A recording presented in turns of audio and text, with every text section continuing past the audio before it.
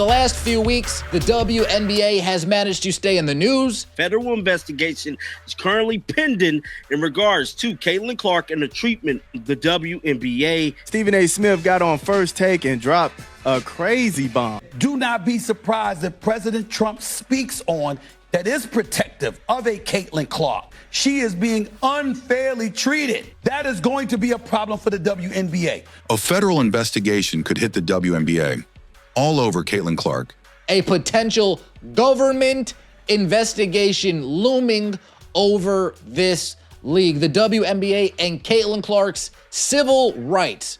If the league won't act to protect its superstar from a hostile environment, the government should do so. If you think she deserves protection and respect on that court, drop a big 100% in the comments right now. Caitlin Clark has done for the women's NBA what Michael Jordan once did for the NBA. In the past few days, this story has taken a massive turn. What started as fan outrage and highlight clips on social media is now creeping into the halls of power. The Wall Street Journal published an explosive opinion piece framing Caitlin Clark's treatment in the WNBA. Caitlin Clark and the idea of a government probe or an investigation into hostile work environments being conducted by the government because of the actions that the league itself and some of the players have had towards Caitlin Clark. As a potential civil rights violation. The Wall Street Journal opinion piece that came out about Caitlin Clark and her civil rights being violated. The Wall Street Journal wrote an article earlier this week kind of explaining Caitlin Clark's civil rights being broken. And a textbook example of a hostile work environment. Civil rights angle, a hostile work environment angle. You have a racial component and you have a sexual preference component to all of this. And I think by and large, a lot of these women don't like the fact that she's white and straight. It's not just talk anymore.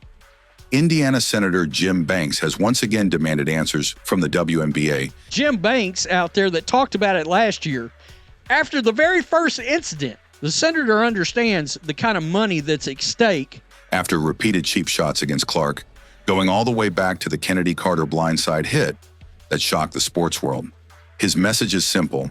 If the league won't protect its players, Congress must act.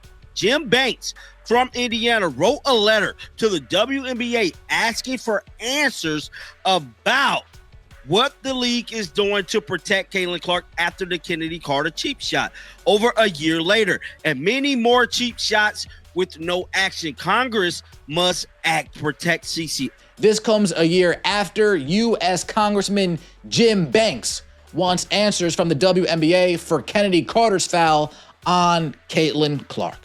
Even high-profile voices in sports media are sounding the alarm.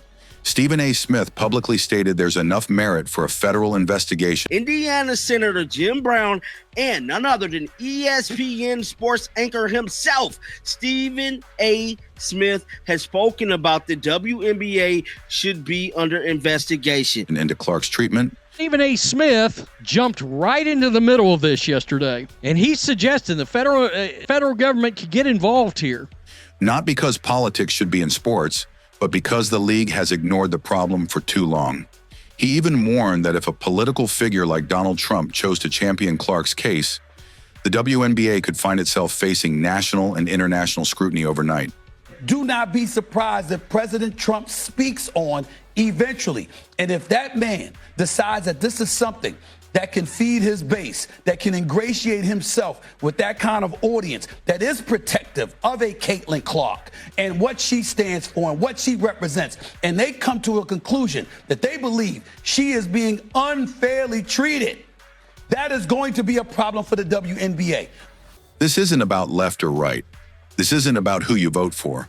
This is about one of the brightest stars women's basketball has ever seen. A player who is filling arenas, breaking records, and fueling a surge of new fans, being allowed to take hit after hit. We've got a professional league, all right? Adam Silver, Kathy Engelbert, you are benign tumors at this point, all right? You refuse to step in and police your own league. We're watching a social experiment taking place right now on Caitlin Clark. Both physically and verbally, with no real action from the league to protect her. A secret attack, a secret agenda to attack Caitlin Clark, to pretty much not call her fouls, If the Yukon Blue thing is happening for real, this is bad. The message from her supporters is clear. If the WNBA won't step up, outside forces might. If he gets involved and that base gets involved, but ignoring it, acting like it ain't happening, the Wall Street Journal writing about that when they did, there's a collective bargaining negotiation coming up, and then all of a sudden that story comes out. You got to pay attention and watch the tea leaves and see what's going on here and see the kind of ripple effect. What makes this situation impossible to ignore is the clear pattern. We're not talking about 1 or 2 hard playoff fouls. We're talking about repeated, unnecessary, and often off-ball hits that have nothing to do with playing defense or making a basketball play. Diamond DeShields and Caitlin Clark were running down the court. Caitlin didn't have the ball in her hand. She got blindsided. Look at the evidence. Kennedy Carter's blindside shove. The ball wasn't even in play, and Clark was called a name before being slammed in the side. Kennedy Carter's slam into the side of Caitlin Clark while you have the ball over here being waited to be inbounced. She called her a bitch and slammed into the side of her. Diamond DeShields leveling Clark like an NFL safety. Diamond DeShields is going to slam into Caitlin Clark like Diamond DeShields is playing the role of Ed Reed, Steve Atwater, Ronnie Lott, Sean Taylor, some of the great hard hitters in the NFL. Watch this. Boom. That's not a basketball play. Miles away from the ball, leaving fans stunned. Marina Mabrey's shove that had no connection to the action on court. Marina Mabrey earlier this year. Right there. There is no basketball being played. Yeah, it looked like Caitlin got hit. There is no basketball being played there. I'm sorry. That's bleeping assault. Tina Charles punching Clark in the back. Tina Charles puts a fist right there, right into Caitlin's back. That got lost in all this. An incident so blatant it somehow got lost in the shuffle of all the others. These aren't isolated moments. They're part of an ongoing theme that's been seen and replayed in game after game. And it's not just fans noticing.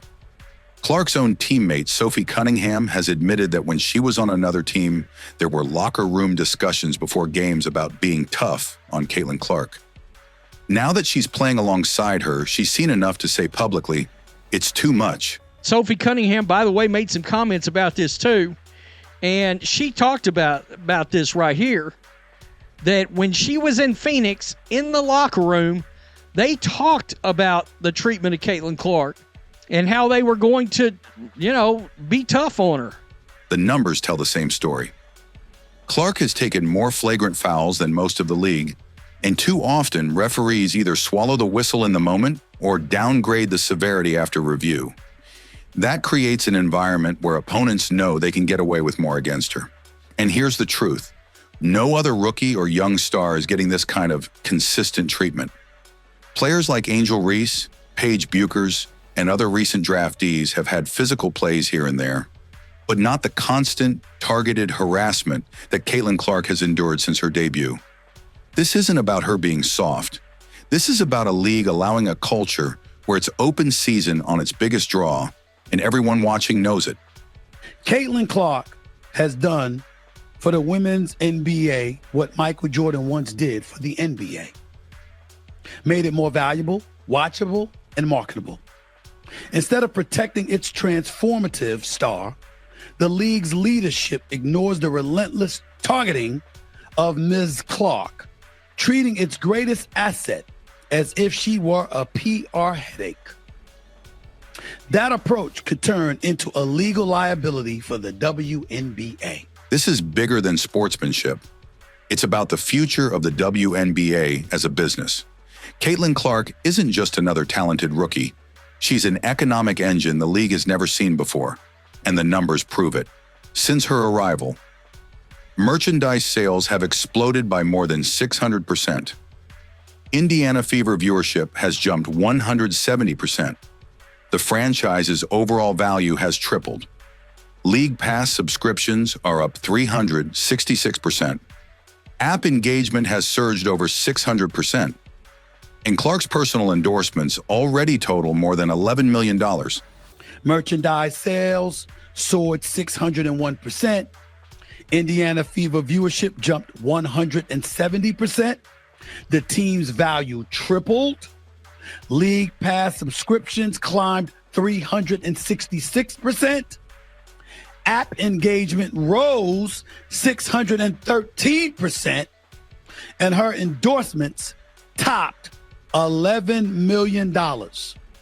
She's the economic engine driving the league forward.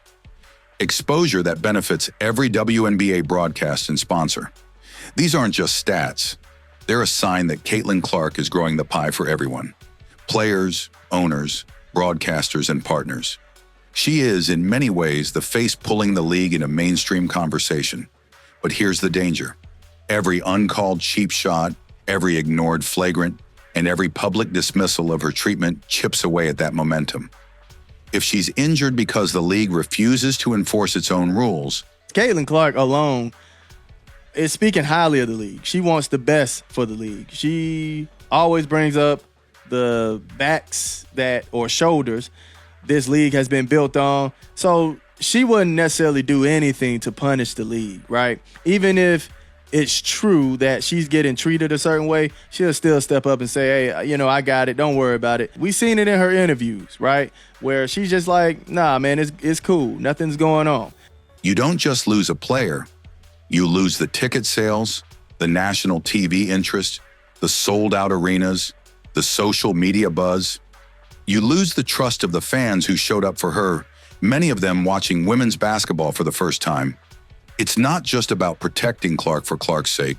It's about protecting the WNBA's credibility, a league that markets her in every commercial, moves games to bigger arenas to fit her crowds, and uses her image to sell tickets, can't turn around, and let her be battered without consequence. Millions of dollars at stake here and changing hands. You've got gambling and the one thing we're not talking about, the millions upon millions of dollars that's been spent on Caitlin Clark by people that have traveled to try to see her play. That's hypocrisy, and fans see it. The WNBA seems to not be capable or not willing to police itself. Why are they not willing to do that, you may ask? They're scared of the social implications in their own league. And here's the harsh truth. If the WNBA continues to look the other way, it invites outside intervention. From Congress, from the Department of Justice, and from public figures who will make this a national story overnight. That level of scrutiny could bring lawsuits, could expose internal failures, and could tarnish the league's image for years. The message couldn't be clearer. Protecting Caitlin Clark isn't optional. It's the smartest business move the WNBA could make right now. Because without her, this surge in attention could disappear just as quickly as it came. If the WNBA continues to allow this treatment of Caitlin Clark, you really, really think they're going to be silent? Caitlin Clark has done more for the WNBA in one season than some stars have done in a decade. And all she's asking for is a fair shot to play the game she loves without being a target. This isn't about favoritism. It's about fairness, safety, and respect. The league has a choice. Step up now and protect its brightest star. It's looking for a level playing field for this player. She's not getting one. Or risk losing the trust of the very fans who are fueling this new wave of women's basketball. So here's my question to you. Do you think the WNBA will finally take action? Or will it take a federal investigation to make it happen? Drop your thoughts below, and if you stand with Caitlin Clark, hit that like button, share this video, and type 100% in the comments so her message is heard loud and clear.